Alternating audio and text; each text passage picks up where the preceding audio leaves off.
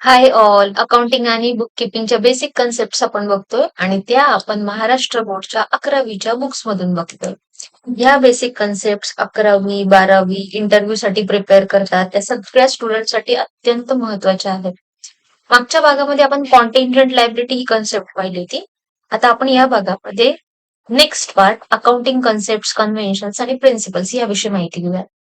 आता accounting concept conventions principles म्हणजे काय? अकाउंटिंगच्या ज्या काही बेसिक गोष्टी आहेत किंवा त्यांच्या ज्या परंपरा आहेत, त्यांचे जे स्टँडर्ड्स आहेत त्याच्याविषयी आपल्याला थोडंसं समजून घ्यायचं.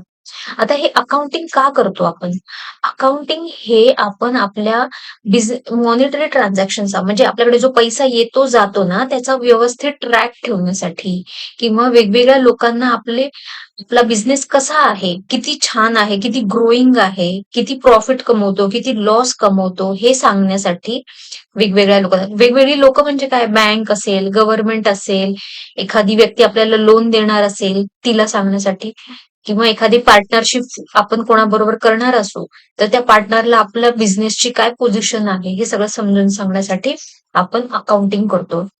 या व्यतिरिक्त जर कोणी व्यक्ती तिला पर्सनल बेनिफिटसाठी पर्सनलसाठी त्याच्या उपयोगीसाठी अकाउंटिंग म्हणजे येणाऱ्या जाणाऱ्या पैशाचा ट्रॅक ठेवायचा असेल तर त्यांच्यासाठी सुद्धा हे अकाउंटिंग खूप महत्वाचं असतं. अकाउंटिंग मध्ये एक नेहमी गोष्ट लक्षात ठेवायची, अकाउंटिंग हे नेहमी पैशाचंच होतं. ज्या व्यवहारामध्ये ज्या ट्रान्झॅक्शन मध्ये पैसे नसतात त्या व्यवहाराचं ट्रान्झॅक्शनचं अकाउंटिंग होत नाही. आणि ह्या ज्या कन्सेप्ट प्रिन्सिपल्स आणि कन्व्हेन्शन्स असतात हे वर्षानुवर्ष सेम असतात. वर्षानुवर्ष तेच तुम्हाला वापरायचे असतात, तेच तुम्हाला अप्लाय करायचे असतात. जसं कॅश आपल्याकडे आली तर कॅशला आपण डेबिट देतो. तर ह्या वर्षी तुम्ही कॅश आली म्हणून डेबिट दिलं आणि पुढच्या वर्षीपासून चेंज केलं, कॅश आली तर तुम्ही क्रेडिट दिलं, असं करून चालणार नाही. जो रूल आहे, जे स्टँडर्ड्स आहेत, जे प्रिन्सिपल्स तुम्ही यूज करणार आहात हे वर्षानुवर्ष तुमचे सेम राहणार आहेत आणि त्याचप्रमाणे तुम्ही ट्रान्झॅक्शनचं रेकॉर्डिंग करणार आहात. चला आता आपण ह्या बुक्स मध्ये जे सांगितलेलं आहे अकाउंटिंगच्या लँग्वेज मध्ये ते बघूयात. Accounting concept conventions and principles. Meaning and importance of accounting concept.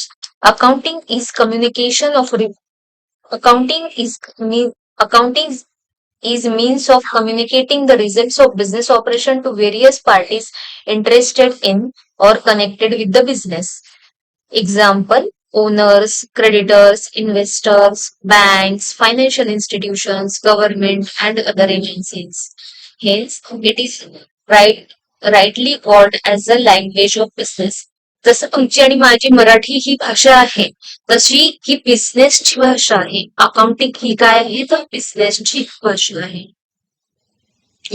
आणि ह्या बिझनेसच्या भाषेमध्ये कोण कोण आहे तर तुमचे ओनर स्वतः, त्यानंतर क्रेडिटर्स म्हणजे कोण? ज्यांनी तुम्हाला उधारीवरती माल दिलेला आहे. इन्व्हेस्टर म्हणजे ज्यांनी तुमच्या बिझनेसमध्ये इन्व्हेस्ट केलेले आहेत, लोन दिलेलं आहे. Bank, financial institution, government, other agencies etcetera.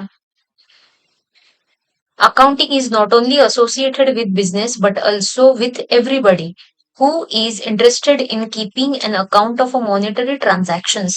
Generally, the term accounting refers to financial accounting, book accounting.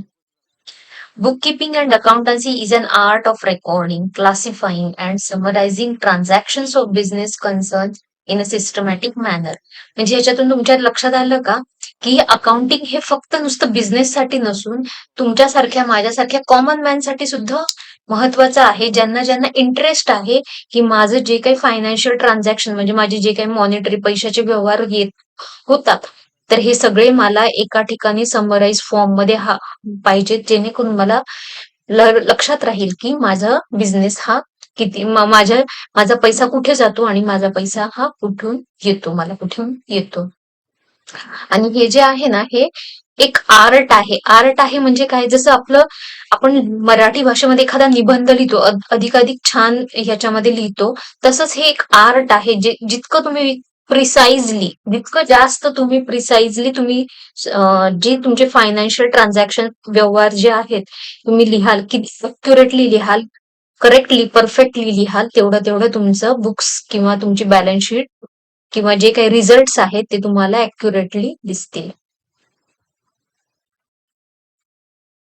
Importance of accounting concept. आता त्याचं महत्व बघा कुठे कुठे आणि कसं कसं आहे.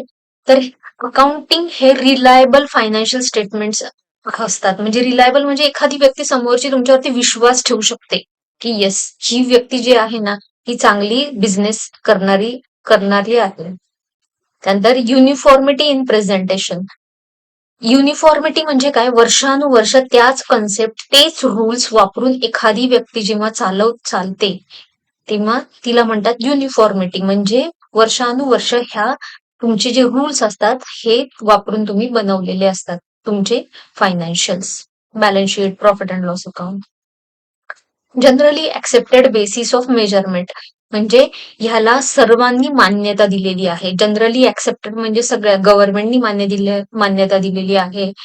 फायनान्शियल इन्स्टिट्यूशन बँकेने दिलेली आहेत किंवा तुमच्याशी जे व्यवहार करणार आहेत इन्व्हेस्टर, डेटर, क्रेडिटर यांनी सुद्धा मान्यता दिलेली आहे. प्रॉपर इन्फॉर्मेशन टू ऑल म्हणजे एक प्रॉपर इन्फॉर्मेशन सगळ्यांसाठी ती अवेलेबल असेल तुमच्या अकाउंटिंगची.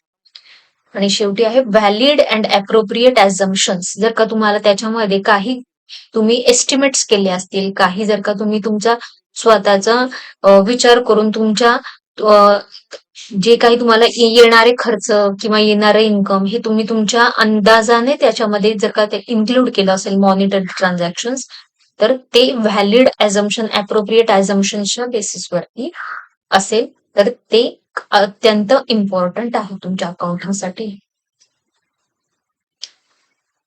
आता पुढच्या कन्सेप्टमध्ये बघा, some of the important concept are as follows. Business entity. तर बिझनेस एंटिटी म्हणजे काय असतं? बिझनेस एंटिटी म्हणजे काय, तर तुमचे ओनरनी जे काही भांडवल ज्या बिझनेसमध्ये गुंतवलेलं आहे ही एंटिटी आणि तो जो ओनर जो मालक आहे ह्या दोन सेपरेट डिस्टिंक्ट पर्सन्स आहेत. म्हणजे एखाद्याने बिझनेस एंटिटी क्रिएट केली असेल श्याम एंटरप्राइजेस, तर श्याम एंटरप्राइजेस आणि हा जो श्याम आहे स्वतः श्याम हे दोनही सेपरेट डिस्टिंक्ट एंटिटीज आहेत. मग हा जो बिझनेस आहे याच्याशी रिलेटेड जे ट्रान्झॅक्शन्स आहेत ते सेपरेटली झाले पाहिजेत श्याम एंटरप्राइजेस रिलेटेड, आणि श्याम हा जो पर्सन आहे याच्याशी रिलेटेड जे व्यवहार आहेत हे सुद्धा सेपरेटली दाखवले पाहिजेत. आता फॉर एक्झाम्पल त्यांनी जर कॅपिटल गुंतवलं असेल तर तो ट्रान्झॅक्शन्स हे बिझनेसमध्ये येईल, किंवा जर त्यांनी कॅश ड्रॉइंग्स काढले असतील, कॅश स्वतःच्या खर्चासाठी यूज करण्यासाठी काढली असेल तर हे सुद्धा ट्रान्झॅक्शन त्यामध्ये येईल.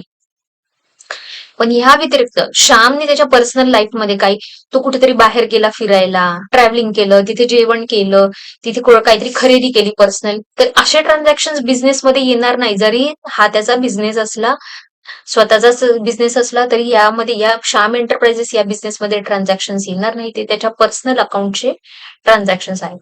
पण श्याम एंटरप्राइजेसने जर काही माल परचेस केला असेल, सेल केला असेल, कॅश रिसीट मिळाली असेल, कॅश पेमेंट केलं असेल बिझनेसशी रिलेटेड, तर ते श्याम एंटरप्राइजेस मध्ये तुम्हाला रेकॉर्ड करावे लागते. आता ह्याच कन्सेप्ट आपण अकाउंटिंग लँग्वेज मध्ये कसं लिहिलेलं आहे ते बघूयात. Business entity. This concept implies that business unit is separate and distinct from the owner or owners. That is, the person who supply capital to it. म्हणजे हे दोनही ओनर आणि बिझनेस हे दोन्ही सेपरेट आहेत. Based on this concept, accounts are prepared from the point of view of a business and not from the point of view of owner. म्हणजे हे सगळे जे बुक्स अकाउंटिंग आपण करतो हे बिझनेसच्या दृष्टीने करतो, ओनरच्या दृष्टीने करत नाही, जरी तो त्याची मालकी हक्की त्या बिझनेसवरती असला तरी. Hence, business is liable to the owner for capital contributed by him or her. म्हणून बिझनेस मध्ये जे काही त्यांनी स्वतः भांडवल गुंतवलेलं आहे बिझनेसला ते शेवटी रिटर्न करायचं आहे त्या ओनरला. According to this concept, only business transactions are recorded in the books of accounts. Personal transactions of the owners are not recorded. Personal transaction त्याचे रेकॉर्ड करायचे नाही. But Their transactions with the business, such as capital contributed to the business or cash withdrawn from the business for a personal use, will be recorded in the books of accounts. पण जर का त्याने जर का cash गुंतवली असेल किंवा cash personal use साठी विड्रॉ केलेली असेल तर हे दोन ट्रान्झॅक्शन आपण कन्सिडर करतो, बिझनेसमध्ये एंट्रीज करतो. It implies that the business itself owns assets and owns liabilities. याचाच अर्थ बिझनेसची ती स्वतःची ऍसेट आहे आणि स्वतःची लायबिलिटी देणी आहेत किंवा येणी आहेत. Example, half of a building is used for a business office and other half of building is used for the residence of the proprietor. In the total rent of the building is rupees 50,000. Then only 25,000 will be deducted as a drawings from proprietor's capital. आता या केसमध्ये बघा काय झालेलं आहे, एक building आहे आणि त्याचा अर्धा भाग ऑफिस म्हणून वापरतोय आणि अर्धा भाग हा जो स्वतःच्या पर्सनल यूज साठी, रेसिडेन्स साठी, राहण्यासाठी यूज करतोय. तर मग जर का त्याचं भाडं, त्याचं रेंट 50,000 असेल त्या बिल्डिंगचं, तर 25,000 हे बिझनेस मध्ये दाखवलं जाईल आणि 25,000 उरलेलं हे त्याचं ड्रॉइंग्स म्हणून त्यांनी पर्सनल यूज साठी घेतलं म्हणून असं दाखवलं जाईल. म्हणजे बघा, बिझनेसशी रिलेटेड जेवढा होता पोर्शन तेवढाच आपण ठेवला आणि उरलेला त्याचा ड्रॉइंग्स आहे तो बिझनेस पण खर्च त्याने केला म्हणून हे दाखवलेलं आहे. म्हणजेच त्याचं जे स्वतःचं बिझनेससाठी लागणारं रेंट होतं ते आपण तिथे बिझनेसमध्ये रेकॉर्ड केलं आणि जे काही त्यांनी बिझनेसमधनच खर्च करून स्वतःच्या वापरासाठी रेंट ठेवलं होतं स्वतःच्या राहण्यासाठी, तर ते आपण ड्रॉइंग्स म्हणून शो केलं. पुढच्या भागामध्ये आपण मनी मेजरमेंट ही कन्सेप्ट बघूया. व्हिडिओ आवडल्यास लाईक करा. 11वी-12वीच्या स्टुडंट पर्यंत हा नक्की पोहोचवा जेणेकरून त्यांच्या पण अकाउंटिंगच्या बेसिक कन्सेप्ट त्यांच्याच टेक्स्ट बुक मधून क्लिअर होतील. आणि मला कमेंटमध्ये तुम्ही स्टुडंट आहात का वर्किंग आहात ते सांगा जेणेकरून मला पुढचे व्हिडिओज नेक्स्ट व्हिडिओज मध्ये तसं त्याप्रमाणे मला एक्सप्लेन करता येईल. थँक्यू. बाय.